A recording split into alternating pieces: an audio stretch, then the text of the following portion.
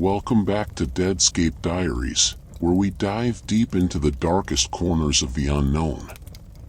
Tonight, I have a chilling tale to share with you, one that involves an object so mysterious, so cursed, that it holds its secrets tightly. When a seemingly innocent candle is discovered, it begins a terrifying journey into madness, as a person finds themselves trapped between reality and hallucination. This is the story of the eternal flame. So grab a seat, dim the lights, and get ready for a story that will haunt you long after the flame goes out.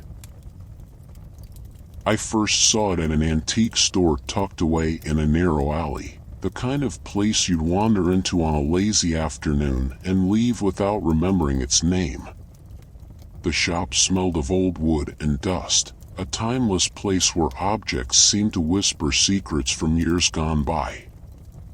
I wasn't looking for anything in particular that day, but something caught my eye, an old candle, simple yet strangely compelling. It sat alone in a dusty corner, flickering softly despite there being no breeze. It was beautiful in an eerie way, its wax darkened with age, and its wick barely visible beneath a layer of soot. The label on the bottom was worn, but I could still make out a few words, "For those who seek light in the dark." I couldn't explain it then, but I felt an undeniable pull. It was as if the candle called to me, and before I knew it, I had placed it on the counter, handed over my money, and left the store with nothing but the candle and a sense of strange anticipation. At home, I placed it on my desk, next to my window, watching as the sun began to dip below the horizon. I lit it, expecting it to burn as any candle should. But it didn't. It didn't burn out. Days passed, and the candle remained lit, the flame dancing cheerfully, undisturbed by any wind or draft. It never shrank, never flickered, as if it had its own will, its own existence. It was as if time stood still around it, each moment suspended, waiting, as the candle burned without ever showing signs of exhaustion. I felt an odd sense of comfort at first, watching the flame sway gently, but as the days turned into weeks, things began to shift. It started with faint whispers, soft at first, like a breeze brushing against my ear when no one was around. I'd turn quickly, expecting to find someone there, but each time I found the house empty. The whispers grew louder as the candle burned on, their origins indistinguishable from the walls, the air itself. I couldn't ignore it any longer. One night, as I sat in front of the candle, its flame now seeming impossibly large, I began to see it. At first, it was a shadow at the corner of my vision, fleeting and barely there, like the shadow of a person who might have passed by. But then, it grew clearer, a figure standing at the edge of my room, just out of the candle's light, watching. The figure never moved. Its outline was indistinct, dark, and formless, but I could feel its presence, feel its eyes boring into me from across the room. It was like it had always been there, waiting, silent, lurking in the corners of my house. I tried to ignore it, but it wouldn't go away. The hallucinations began to intensify.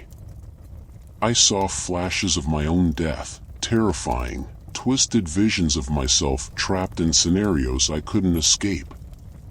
A car crash. A drowning. A fall from a great height. Each one was more vivid, more real than any dream, like I was living through them, even though I wasn't. And then, one night, I saw something worse. The shadow, the one that always watched from the corners of my room, moved. It drifted closer, creeping toward me with unnatural slowness. My heart pounded in my chest as I tried to stand, to flee, but my legs wouldn't move. It was as if the very air around me had thickened, locking me in place. The figure reached out toward me, its hand a void, stretching across the room, its fingers long and unnaturally thin.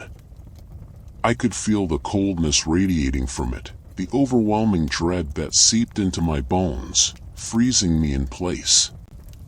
In that moment, I realized the candle was never meant to burn forever. It was a trap, a beacon for something that had been lying dormant in my home, waiting for me to light it. And now, I had unwittingly summoned it. Desperate, I tried to blow the candle out. I tried everything, spitting on the wick, covering it, even dousing it with water. But the flame remained, burning as brightly as ever, mocking my every attempt. I don't know how long I've been stuck in this house, but I haven't left. I can't. The shadow is always there, watching, waiting for me to make my next move. The candle has never stopped burning, and the hallucinations never cease. Every night, the figure draws closer, and every night, I feel the darkness pressing in on me more. The candle still burns, and I don't know what will happen when it finally goes out. But I have a feeling that when it does, it won't just be the candle that extinguishes. Thank you for joining me in tonight's tale of the eternal flame.